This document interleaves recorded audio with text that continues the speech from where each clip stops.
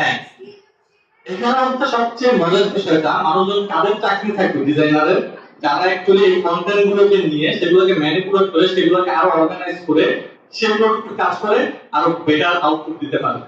কারণ ইনোভেশন মূলত হচ্ছে হিউম্যান ব্রেন থেকে বেশি আসে রেদার দেন কম্পিউটার।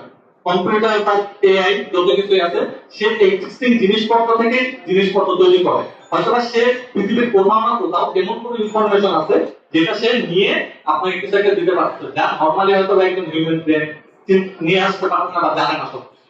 বাট যখন নতুন কোনো কিছু, যে একটা কন্টেন্ট সে দেখছে, দেখার পর তার মাথায় ইনস্ট্যান্ট হিট করে যে এই জিনিসটাকে যদি আমি একটু এরকম চেঞ্জ করি তাহলে নতুন একটা জিনিস হয়েছে।